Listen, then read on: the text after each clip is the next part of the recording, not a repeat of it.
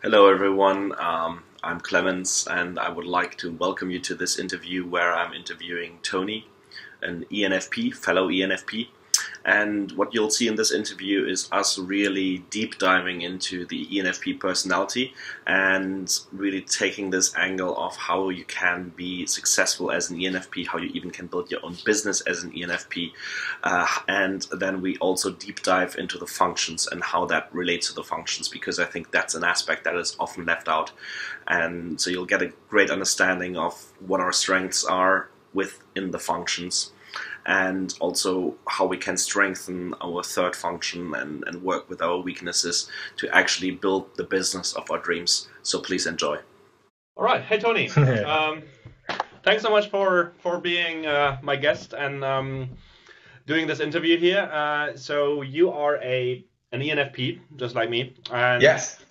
you just jumped right into it. Thanks a lot for that. And I'm just curious. My first question to you would be basically, how did you find out about your personality type, and what made you resonate with that? Why did it spark your curiosity, and how do you relate to that? I think I first came bumped into MBTI maybe 2 or 3 years ago. I kind of, jumped into that world, not for that long, but I kind of, did a lot of reading, and it's very exciting and freaky for a lot of people just finding out about that they actually kind of fall into a single category, and you're reading these descriptions, and it's kind of very interesting. But then I tried to be open-minded because I didn't want to be pigeonholed into a single, category or type. And then, so my friend also told me to be a little bit cautious. Don't let this define you. So I kind of backed off, and then only recently, I think I was just looking into different psychology blogs, and then I bumped into Myers-Briggs again, and then I kind of looked into the functions just a bit, in more detail than I did last time. So I was kind of trying to understand the actual fundamental principles and the functions that underlie this framework of Myers-Briggs. So now I kind of understand myself a bit better in terms of how I work. And then, being an ENFP, I see a lot of potential in how I can work with that information and how I can work with others now, because I think it's very full of potential, very, very potent. I think that's one of my favorite words, potential. I think I was just looking up psychology, and then I found Myers-Briggs again, and then I dug a little deeper, and then turns out there's a lot to chew on, I think. Yeah. Definitely, yeah. And one thing you're mentioning there is reaching your full potential. I think that's like a key word for all intuitive feelers, or NFs, really, the temperament. And it's just about exploring ideas and reaching your full potential, helping others to reach their full potential. That's, I think, a core driver in our lives. Would you agree on that?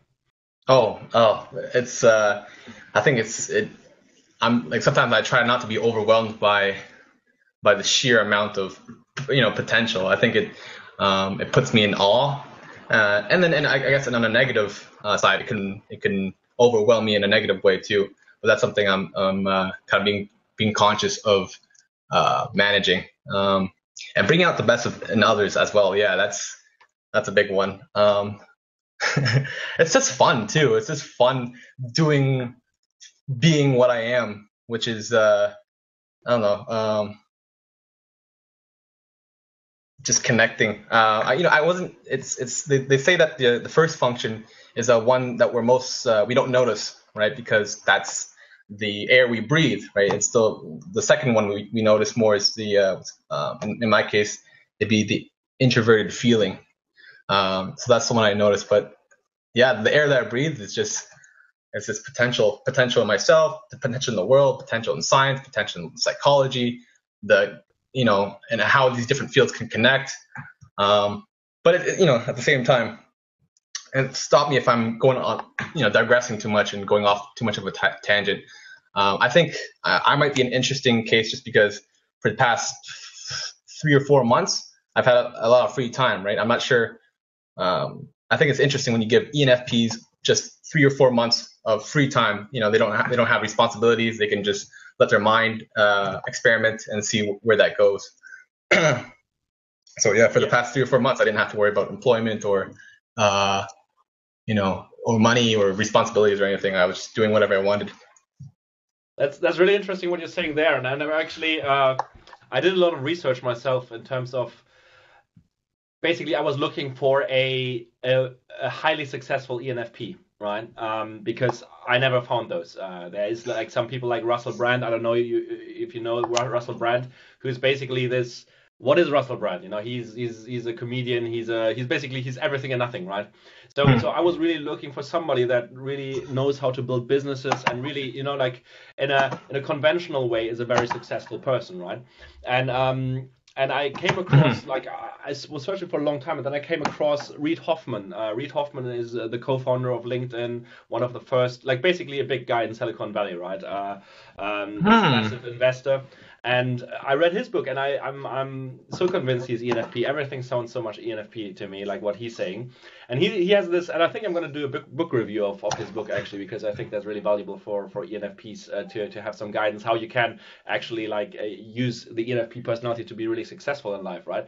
And what he says is really interesting is one of the concepts that he outlines is that concept of he says he speaks of plan A, plan B, and plan Z, right?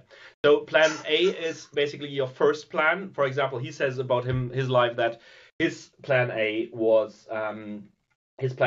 to become a scholar, right? Like a professor at university and change the world through scholarship. Then when he followed this path, he basically found out that actually academia is so elitist and so removed from society that only like 50 people would understand what he's talking about in his peer network, right? So that didn't work for him. So as the academic way didn't work, he reverted to plan B, which was to become a billionaire, right? Like so, or which was to become an entrepreneur and change the world through doing business, right? Or like by building businesses. And then he built PayPal, then he built LinkedIn and other businesses, Airbnb. And the interesting thing there is like, so he has plan A. So he said like basically, like becoming a billionaire was actually plan B, right?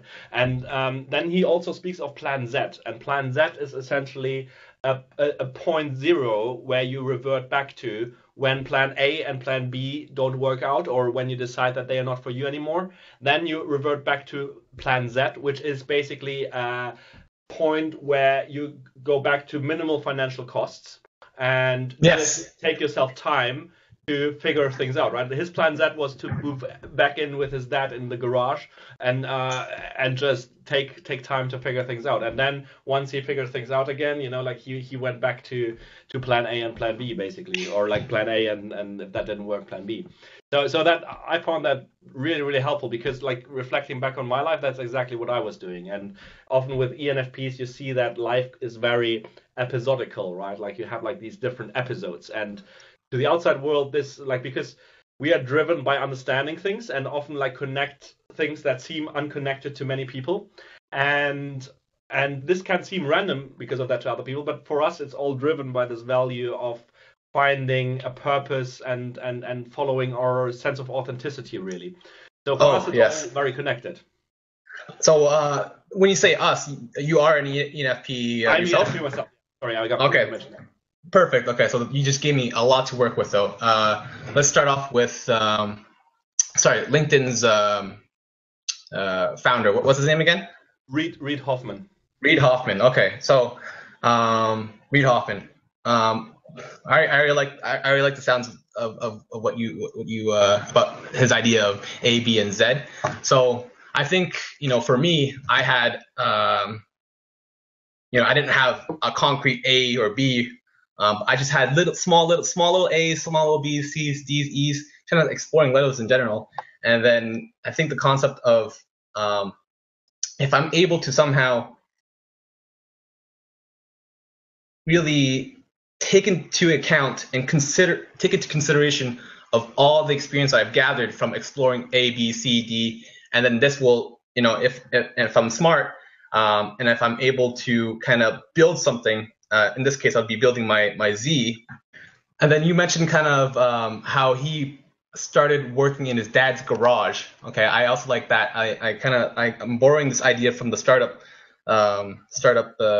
I guess industry or field, is that start small, find a pain, find a problem, and then try to solve that problem, right, on a super small scale. Do something that will cost no money at all. Find your own pain actually, and then solve that. And if you can kind of solve your own problem, or even solve other people's problem, or solve a shared problem on a very low budget kind of framework, where you use what you do have at hand to solve the problem, right? Create value out of whatever little means you have, right? And then slowly and gradually scale that up, right? I think that's a powerful idea that I've been borrowing from the startup field, which is to, again, just to summarize, find a small problem and then solve it, right? And then creatively find a way to scale that up, right? So create value, and then really just scale up that value, using the nature and framework of understanding through your experience, right? And you have to build on that experience with whatever project you have there. Whatever I'm doing, as long as I'm benefiting and helping humanity, or even beyond humanity, helping beyond, as long as I'm helping all life, then I can be happy about that, right? I came across this word called biophilia, right? Bio, life, and then philia, the love for, right? So I think that's I'm into that word right now, biophilia, the love for life, and just seeing things thrive, just I like seeing that.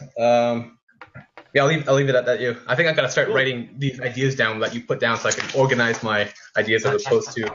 And then we'll do a structured interview that is completely slick, because right now we are diving into so many things, and actually I would just go with that flow, because one thing that is very interesting is that you mentioned startups, right? And entrepreneurial ideas or entrepreneurship is very dear to my heart as well, and is a big part in my life. And it's an interesting thing that when I look in the ENFP community or talk to ENFPs, relationships seem to be the overwhelmingly strong topic, right? And I mean, as you point out, right? It is about doing good, or helping the world. I mean, even though we wouldn't be so expressive about it because we're introverted feelers, but it is about this idealism that drives us.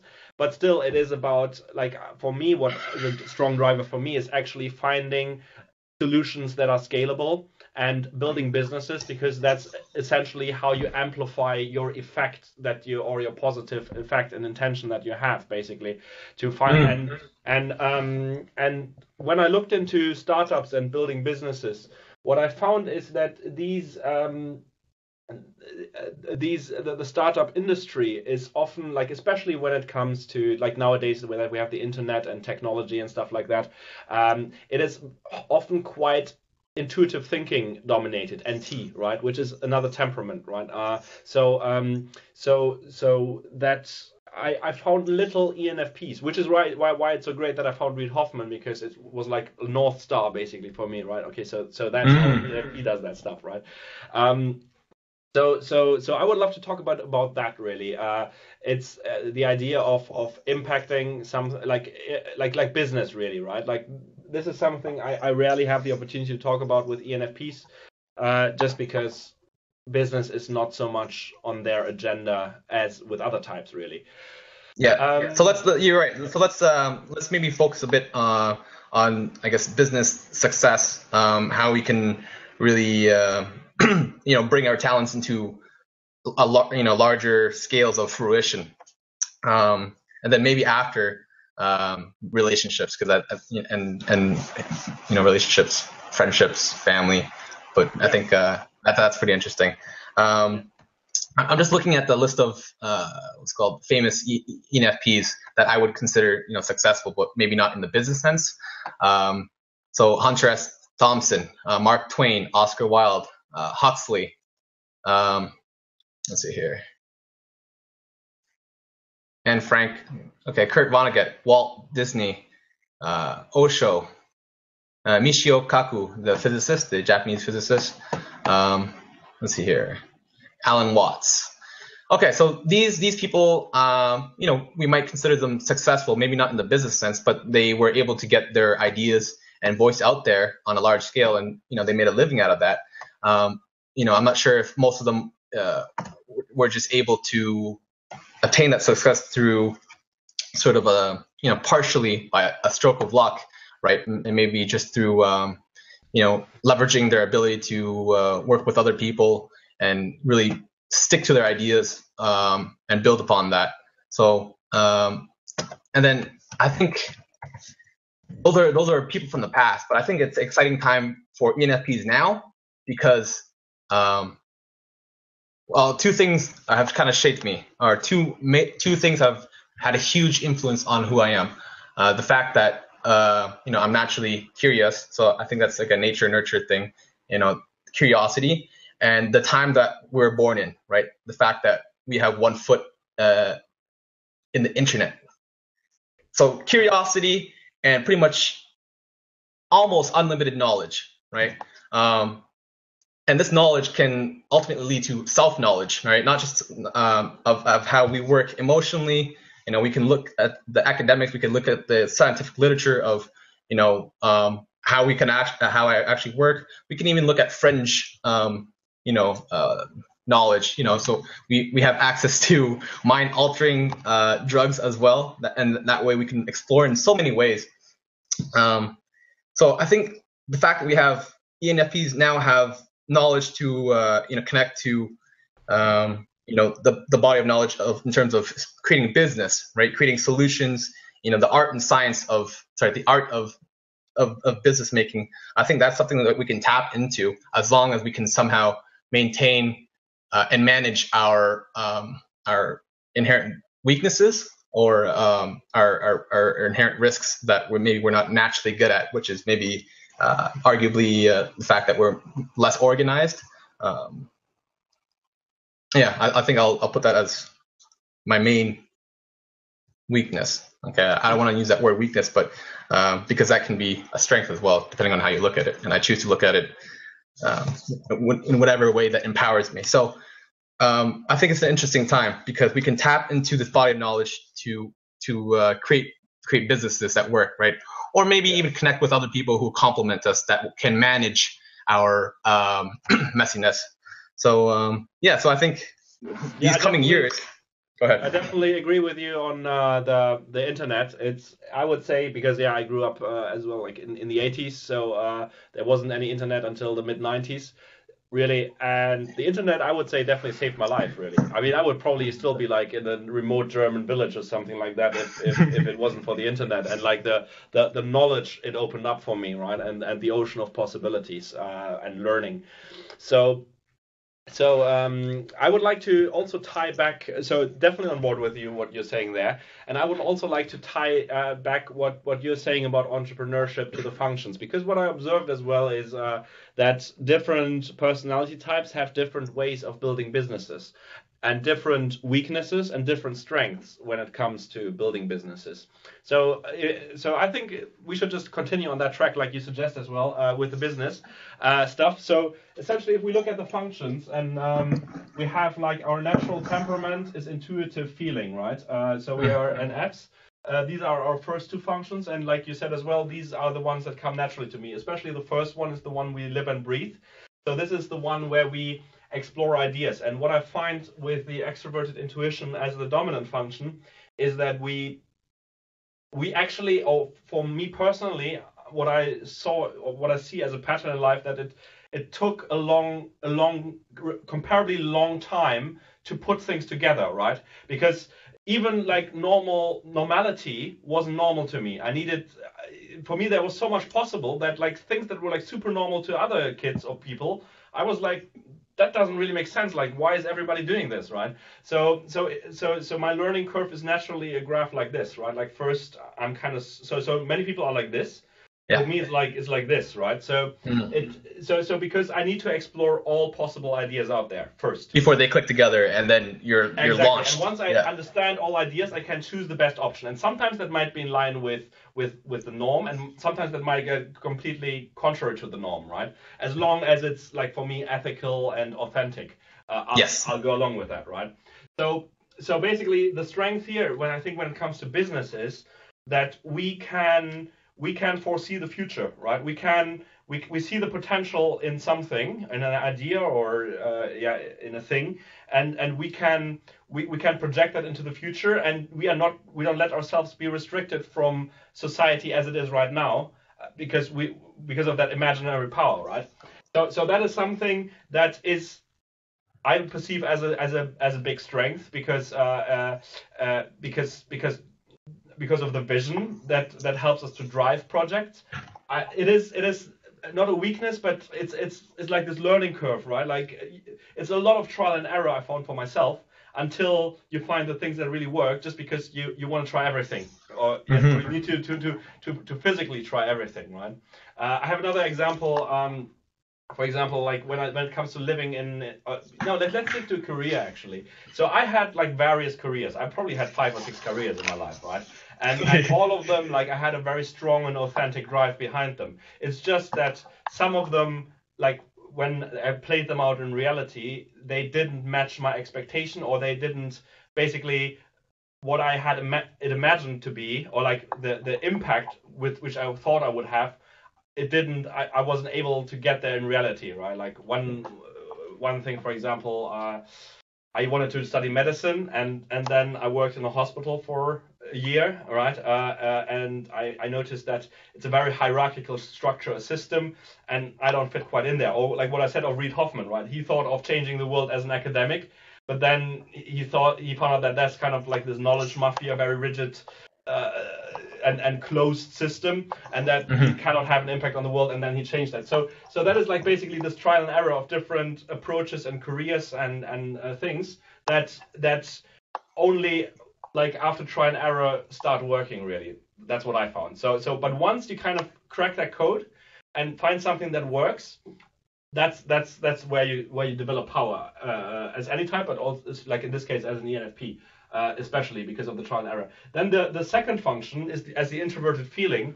This is where we tie everything back to our values, right? We go out, experiment a lot, see the big picture, and then we reflect that back on our core values, on our sense of authenticity, and to other people. So we are quite driven by knowledge about society, culture, people, basically, right? And so the NF way of building a business, and this is also, like, where I learned a lot in terms of, like, startup businesses, what differs from NTs. NTs don't think so much about passion. I mean, or they draw that passion from a different thing, right? Like NTs are naturally more intrigued by systems than by people, right? So an NT, like a friend of mine is an NT, and he's going to open up a business in carpet cleaning, which sounds very unexciting. And he says himself he doesn't care anything about carpet cleaning, but what intrigues him is building that system around it, right? And that scalable system. So I think for an NF, it is rather difficult to build such a company, because we need to express our core values in that company. We need to, as ENFPs, we need to do something we are naturally passionate about. So it needs to be. It's about finding this balance between a passion that we can put into a business and then scale. I think this becomes very powerful, or I'm a strong believer that when you develop your third function, for the ENFP, that would be the thinking. That's when you really create impact in life, right? So if we tie that back to the concept of passion, right? If you're here in this sphere here, then you can be very passionate, right? You can feel very strongly. However, if you don't develop your extroverted thinking and you find a way to put that into practice consistently, then you're just floating around being passionate. Nothing happens. Nothing. And then that, yeah, exactly. 1 week you're passionate about hairstyle. 1 week I mean, like, yeah, people would probably not get too passionate about that, but unless there's, like, a real purpose in that. So you float around. So the passion really transpires into something concrete. when you, for example, let's take the idea of a product information business, when you craft your passion, connect it to a topic or a theme, and build a system out of that, or a system and that would be a business system that amplifies your message out to the world, right? Mm-hmm. And that is, to me, the extroverted thinking, right? That's like the systematic, like extroverted thinking is the application of ideas, and that is where you consistently like build structure, you give your passion a structure, I would say, right? Absolutely. Yeah. So so in terms of, and it takes time to crystallize, right? Like it takes time to. I love this quote. I don't know if it's Abraham Lincoln who said, like, if he had 5 hours or so to cut down a tree. Oh, yes. Yeah, so he would spend like 4 hours sharpening his axe to then take the tree down in 1 hour, right, or something like that. So for me, this is this is really the extroverted thing, like basically exploring many ideas and being into philosophy or business theory or something like that to develop the extroverted thinking. It's not that necessarily definitely not the first time that it works and you have like the cool business of your dream and passion and everything. It takes a lot of trial and error on all of these levels, really. And but eventually, like, you know, after really sharpening your axe with thinking and really exploring everything that's out there, I think at some point it then comes together, or you have the impression it's coming more together. So I have a question regarding like business. Again, where one of my, not worries, but one of the things that see right now, like it is I'm so focused on building a business that I can scale, that is going to change the world and my life and everything, and yeah, really like a medium to amplify my passion, right, or my ambitions, and what I think is really helpful for people. And one of my worries that's like in the back of my head is, once I build that, because I'm sure it's going to happen, right? But once I build that, will I go just to the Himalaya mountain, just abandon everything and go meditate for a couple of years? You know, like this thing of will I stick to it, or will I, once I did it, okay, I know how to do that now, like that's I know, take box, check, and now I move on to something completely new. And that's something that it's not a worry, but it's something, you know, like from where I am now, I would consider that a failure, you know, like not sticking through it until like really maxing everything out of it. But maybe that's just the ENFP personality, or how do you see that, this thing of having this episodical life? Because if I look at my life so far, it's been episodes, right? I've been living in different places, doing very different things, and different careers and everything. So how do you relate to that? Do you see that more? Do you see that as something you want to gain control over, or is that something that you embrace as your natural self? Okay, so I've let's see here. There is this club. There's this company called CD Baby, right? And the founder, his name is Derek Sivers. So what his business was, I think, about ripping music and then into MP3s or something like that. It was back then. I think it was it brought in millions of dollars, and then his passion was, I think, programming, and just one of his passion was programming. So he gained this huge success, millions of dollars, but he still wanted to live his life, right? And he didn't want to be he just wanted to move on to the next thing. And what gave me hope is that what he did was he found other people who could take over the business. He found people who he can trust, that will still carry the essence and the principles and virtues of, or the vision, and carry on this vision of this company. And then I think he set it up legally so that, I don't know, like 80 or 90% of the profits would go to his favorite charity. I think it was like some sort of musical academy or something like that. So he sold the company, and then he allowed, which allowed him to kind of live his life and explore other endeavors, right? And then he was also able to, I guess, legally set up so that the company would still give him a certain amount of money every month or something like that. So what ended up happening is that he was able to afford himself freedom. All right. So this company gave him a lot of power, let's say money, and fulfillment, right? He was helping out other music lovers, right? With this company that he had, and then he was able to sort of reconcile this, right? He was able to help others and able to have freedom, because that's ultimately what a lot of us want, right? Is freedom to just live our life however we want, and according to our own morals. That's something. Sorry. Go ahead. That's something where I often have to do some explaining, and maybe that's a European thing. That actually, often there's this limiting belief to you being materialistic because you want to build a business and you want to make money, right? But what you're just saying, right? It is really about freedom. That's money is a means to amplify your ideas and to give that more power and also create freedom, right, for others through your ideas and for yourself through a lifestyle that you create. And one thing that I think that resonates a lot with me, what you're saying, is that surrounding yourself with people who you trust, like a clan or a cult almost, right? Tribe, yeah. A tribe, yeah. So and that's something I think, as an ENFP, where this is again introverted feeling, like the intuition with introverted feeling. We have a very strong intuition when it comes to people, and sometimes I'm not really I forget about that, right? But I'm actually, I think ENFPs are naturally good of surrounding themselves with the right people.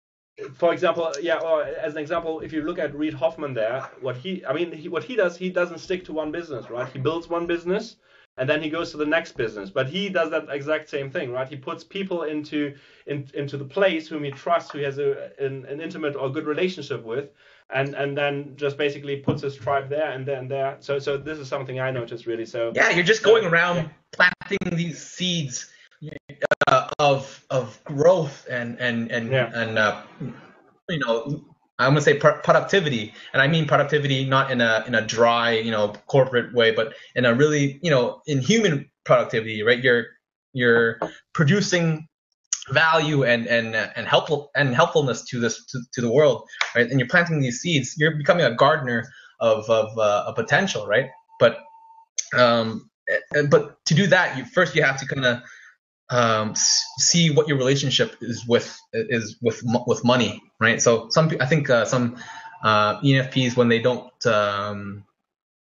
when they're kind of short-sighted, they see money as it's money is money. I don't want to be wrapped up about money. I care, they're saying, oh, I care more about the important things in life, right?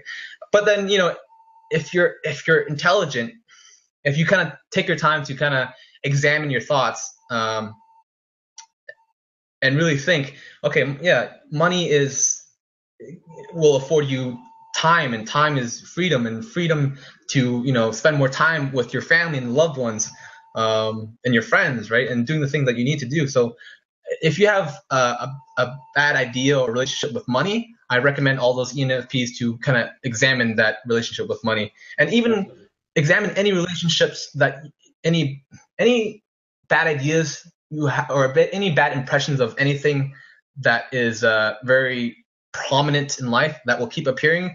I recommend you to take the time to examine that more in greater detail, and maybe even seek some wise advice from that.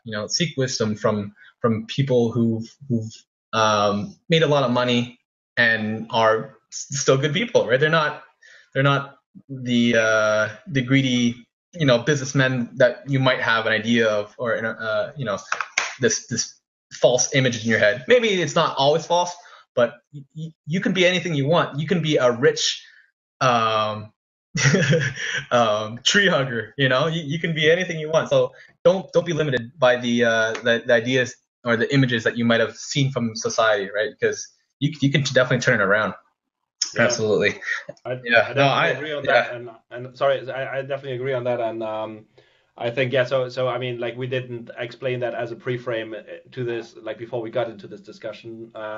But personally, I had to do a lot of work of reframing my idea and notion about money and success, really, like, because I probably was fitting into that category, and that is just probably because I'm from a European middle class or educated middle class background where money is seen as something dirty or something, you shouldn't really think about, which is such a limiting belief, really, because, like, once you just, money just is, right? Money is part of our culture. So it is, so it, if you kind of, yeah, if you don't accept its existence, then you're losing out of a big part in your life in terms of fulfilling your potential, right? Which is what it comes to as an ENFP. It's really about fulfilling your potential, and money is a medium that amplifies your potential, essentially. Yeah, and there's resources out there. There's YouTube talks. There's maybe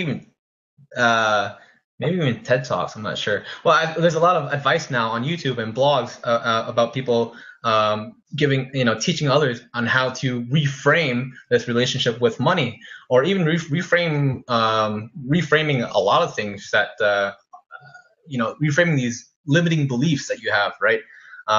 They're quite invisible to you. I saw it as another analogy is a bad attitude or limiting beliefs are kind of like bad posture, right?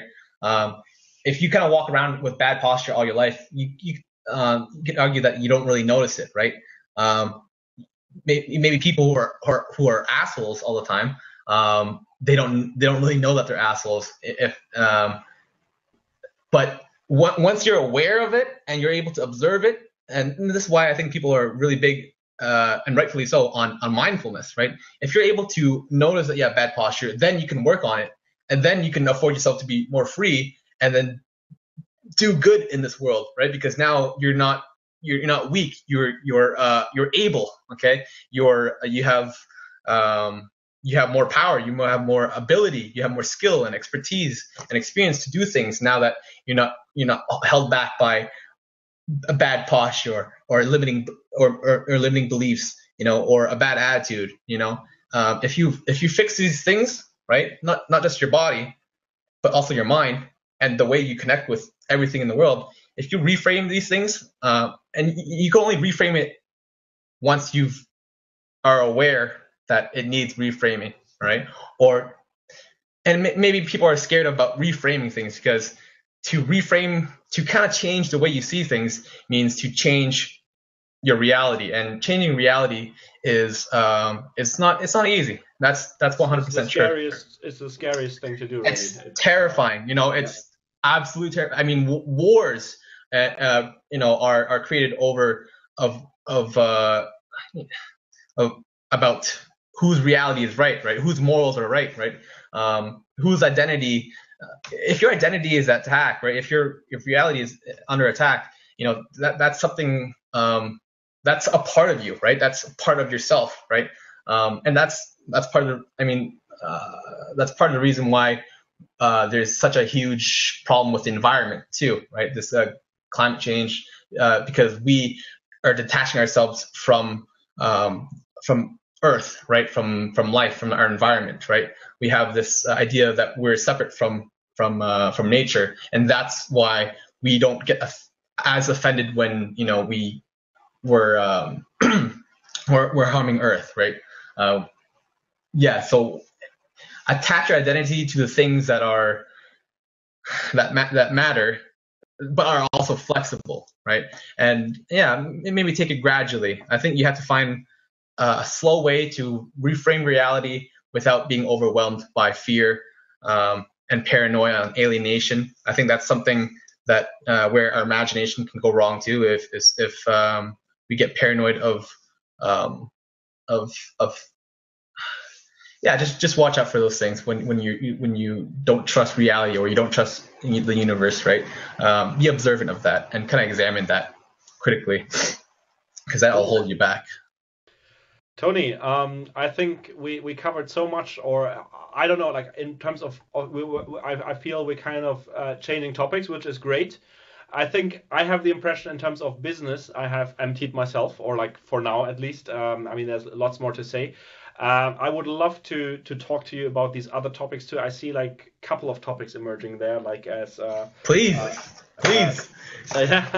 so my suggestion is I stop the recording now to finish off this video, and then and if you still have time, we carry on talking about physical fitness or mental strength and health, or another topic. What's your disposition right now? Are you good with that? Yeah, absolutely. Okay. So So let me stop this video, or unless you want to say something related to business, and then we'll catch on. I'll spend maybe 1 minute and then you can cut it off. Okay. So if you value ENFPs out there, if you value your ability to think clearly and create brainstorms, then you should watch out for the things that impede and interfere with your ability to think and connect with others. And that is sleep, nutrition, and exercise, right? If you don't take care of those things, if you don't understand those things and how they impede your ability to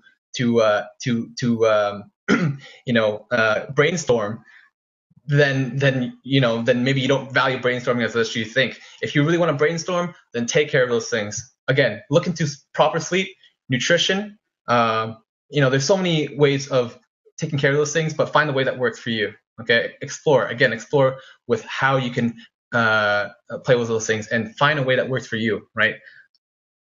Have the courage and have the curiosity and have fun with it. And that will be able to really create a better you. And that's all. The world needs you to be a better you. Your friends need you to be a better you. Your family needs you to be a better you. I need you to be a better you, because then, we can probably collaborate or just have fun and meet one day, right? So all those ENFPs out there, yeah, take care of yourself, man. Take care of yourself. Amazing things will happen. Amazing things will happen.